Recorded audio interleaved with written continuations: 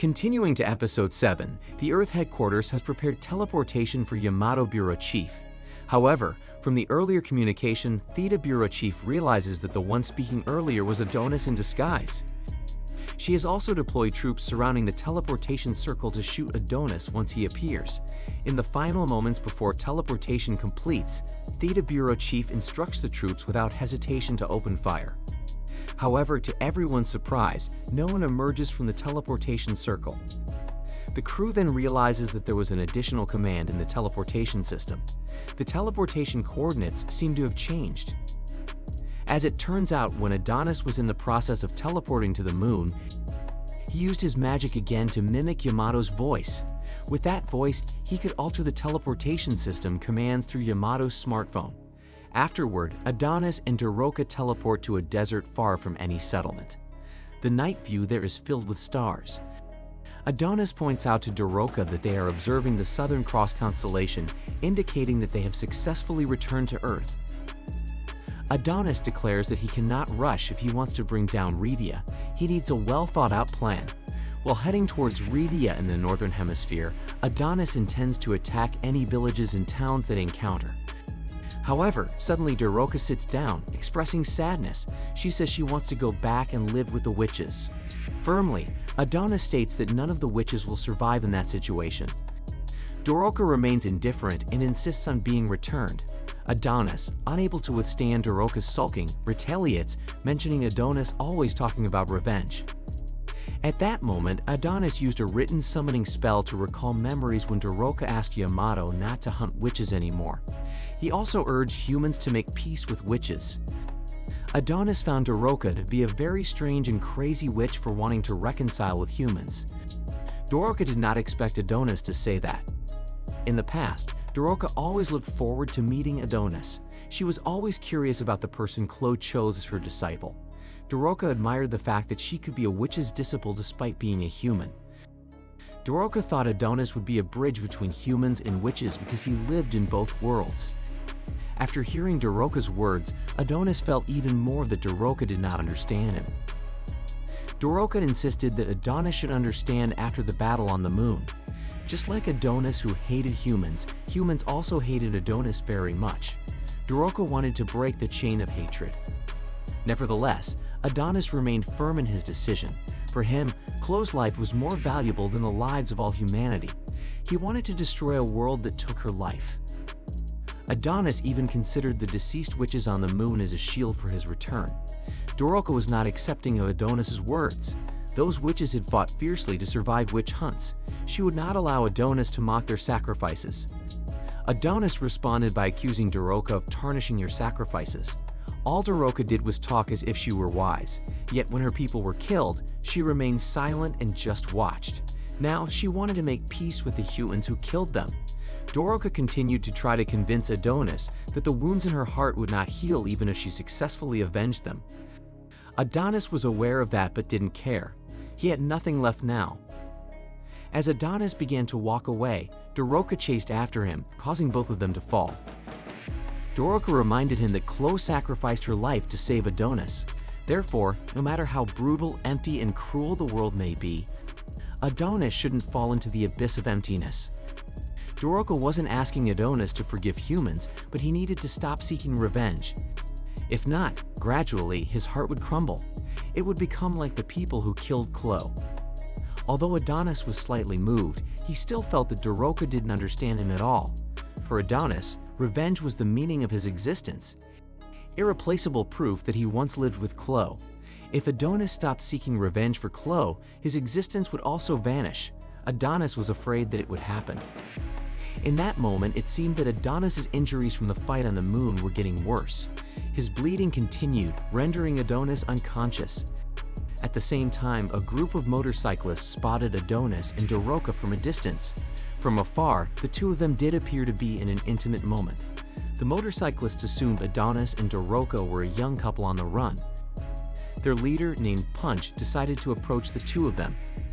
The next morning, Adonis woke up in a room. He was tired of always waking up in unfamiliar places. Adonis tried to remember what happened last night. He recalled losing consciousness and a group of motorcyclists approaching. Then, Daroka sought their help, so Adonis assumed that this place was the territory of the motorcycle gang from the previous night. Shortly after, coincidentally, the leader of the gang, Punch, entered the room where Adonis slept. Punch casually sat in a chair and offered Adonis some alcohol. From Punch's appearance, Adonis realized that he was an outcast. Punch then introduced himself to Adonis. Adonis asked Punch about the girl who was with him. Punch replied that the girl had just taken care of Adonis and was taken away by his subordinates. Punch then invited Adonis outside to meet Daroka. As they left the room, Adonis finally learned that this place was a small settlement in the middle of the desert. The inhabitants were from developing countries, refugees, slaves who escaped from Rhodia, and those abandoned by science, all castaways. Gradually, they all became outcasts. Adonis also realized that the alcohol Punch offered was produced in Rhodia. Not far from there, Adonis heard the sound of a girl screaming. The source of the sound was surrounded by many men. Adonis, with a negative assumption, immediately went down to approach the sound. However, upon closer inspection, it turned out to be Daroka's loud voice struggling to ride a motorcycle. Daroka couldn't stop the motorcycle, and the men there found entertainment in Daroka's antics. At that moment, Daroka realized that Adonis was also there. She was relieved that Adonis finally woke up. Due to Daroka's lack of focus, she fell off the motorcycle. Suddenly, Daroka handed a pair of dolls resembling herself and Adonis. She said the dolls were proof of making amends with Adonis. She apologized for speaking out of turn. On that evening, the people in the settlement threw a party. Daroka happily served as a waitress, delivering food and drinks to them. Meanwhile, Adonis merely observed the party from a distance. People who saw Adonis behaving like that became curious if Daroka was having a fight with her boyfriend. However, Daroka denied that their relationship was like that. One man asked why, if they were not dating, they were alone together in the desert. Another man speculated that maybe their country was also destroyed by Rhodia, just like everyone else, and they ran here because of that. Daroka tried to provide a convincing answer. Later, Daroka replied that she and Adonis were travel companions. They were traveling the world together. When answering, Daroka did not mention the name Adonis to prevent people here from recognizing the witch's disciple. The men who heard Daroka's answer laughed, not expecting that someone would be traveling the world in the current state of the world. In the midst of the party, suddenly, everyone who drank alcohol collapsed on their own. Adonis then approached Daroka. It turned out Adonis was the culprit. He didn't poison their drinks but rearranged the alcohol structure to turn it into a sleeping potion. Adonis was surprised that Daroka didn't know that spell, considering she was a genuine witch. Daroka admitted that she wasn't very proficient in spellcasting. After that, Adonis took a pistol from one of the sleeping men. Daroka panicked and pleaded with Adonis not to kill them. However, Adonis had no intention of killing them. He said that outcasts weren't even considered human, they didn't deserve to be killed. Adonis also stated that he didn't seem to need Daroka. He and Daroka both lost someone precious, but Adonis couldn't enjoy it like Daroka, especially considering blending in with these outcasts. They were different, so Adonis decided to leave Daroka here. Daroka responded that she was forced to blend in with the community. To avoid suspicion about her identity, she could only laugh and serve them. Adonis added to his words. Precisely because they were different, Adonis hoped that Daroka wouldn't become like him. From that night until dawn, Daroka remained sitting in sadness. Punch had awakened and realized that the man with Daroka had left. He didn't expect a beautiful girl like Daroka to be left alone in a place like this. Despite this, from Adonis's words last night, Daroka knew that Adonis was a good person. On the other hand, Adonis had walked quite far from the outcast settlement. He felt annoyed for remembering all the moments with Daroka. Then, Adonis realized that a motorcycle was approaching him. He began to question whether the sleeping potion he gave was too weak. Nevertheless, Adonis was prepared to fight anyone who stood in his way. Returning to the conversation between Daroka and Punch. Unexpectedly, Punch revealed that he already knew that the man with Daroka was the witch's disciple. It turned out that Punch had met Chloe and Adonis before. When he was near death in the desert, Punch was saved by both of them.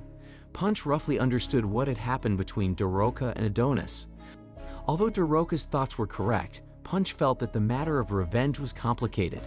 He understood that Adonis chose the path of revenge even though he knew there was no turning back. Punch then asked Daroka what path she wanted to take. She replied that she didn't want to see people die anymore. Previously, she couldn't protect her friends, so at least now she wanted to protect Adonis. From their conversation, it turned out that the motorcyclist chasing Adonis was Daroka. She decided to join Adonis.